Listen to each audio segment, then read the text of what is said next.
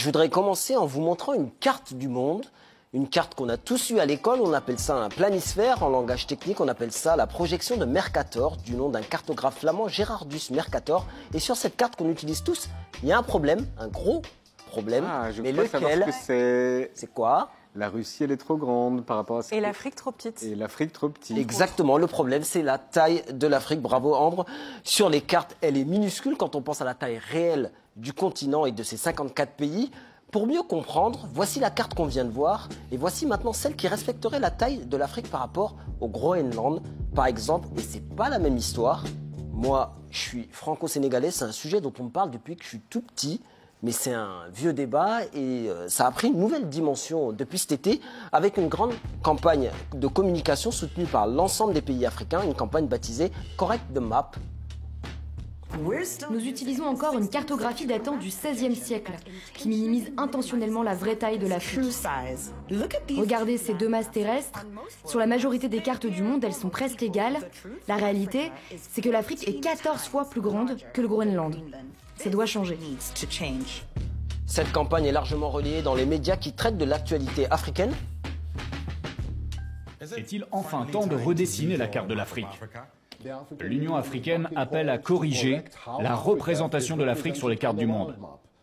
Alors ça changerait quoi? Pour en parler, on a contacté Lise Gomis, journaliste, réalisatrice, fondatrice de la Maison des Mondes Africains à Paris. Elle aussi, elle milite pour un changement de carte. Bonjour Lise. Bonjour Abda. Qu'est-ce que ça changerait d'avoir une carte avec les réelles proportions? Quand on a une map monde avec l'Afrique en tout petit, forcément quand on est africain, on peut penser qu'on est effectivement à la marge. Là, l'idée c'est de remettre un peu, je dirais, à la fois de la fierté et puis c'est aussi redéfinir les termes de l'échange. Parce que évidemment, si vous êtes plus petit, vous êtes considéré comme moins important et donc forcément on a le dessus sur vous quelque part. Par sa localisation, par sa géographie, par sa démographie, l'Afrique est au cœur de tous les sujets. Donc je pense qu'aujourd'hui, on a vraiment conscience qu'on ne peut pas faire sans nous. Changer la carte, ok, mais qui pourrait prendre la décision? Sûrement des politiques. On a voulu interroger un de nos dirigeants. Pour ça, il y a quelques jours, je me suis rendu aux universités d'été du MEDEF où j'ai croisé Édouard Philippe, notre ancien Premier ministre, qui se verrait bien président en 2027. J'ai une petite question. Est-ce que ça vous choque que l'Afrique paraît plus petite sur les cartes du monde que le Groenland? Vous connaissez la série West Wing? Il y a un épisode sur la cartographie qui évoque ce sujet. Vous voyez le Groenland? Je vois. Et vous voyez l'Afrique? Je vois. Ces deux masses de terre semblent à peu près de la même taille. Oui. Eh bien, que diriez-vous si je vous disais qu'en réalité, l'Afrique est 14 fois plus grande? Et c'est vrai que quand on a dessiné des cartes essentielles, on les a mis en plaçant l'Europe au centre, parce que c'est les cartographes européens, et que la taille relative de l'Europe par rapport aux autres continents est supérieure à la réalité, à la superficie réelle, en réalité, du continent européen. Parce qu'il y a toujours un impact quand on découvre la réalité et quand on l'apprend. Donc cette question-là n'est pas du tout une question absurde ou accessoire. Après, c'est pas aux hommes politiques de faire les cartes de géographie. Est-ce qu'il faut décoloniser la géographie?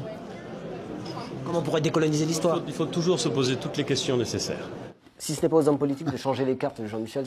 Trump l'a fait, non? Ouais. Comment? Trump l'a fait. Golfe of America. Non, je pense qu'en fait, dans ce genre de situation, il y en a d'autres. Je pense que c'est la société qui débat. C'est la société qui impose à la politique de changer ce qui doit l'être. Les cartes sont mensongères, c'est ça l'idée, donc il faudra bien changer. Mais toi tu dis, tu en as tout le temps entendu parler, depuis que tu es petit. Bah, moi non. C'est vraiment un point de vue africain qu'il faut faire partager à tout le monde. Ben, c'est par le débat, par les prises de parole, par l'influence.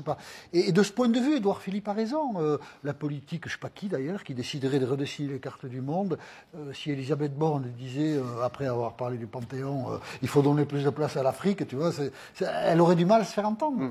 C'est la société qui doit débattre et dans notre mentalité dominante, on a du mal à admettre que l'Afrique c'est plus grand que l'Europe. Voilà. Donc, on pense que l'Europe c'est plus grand que tout.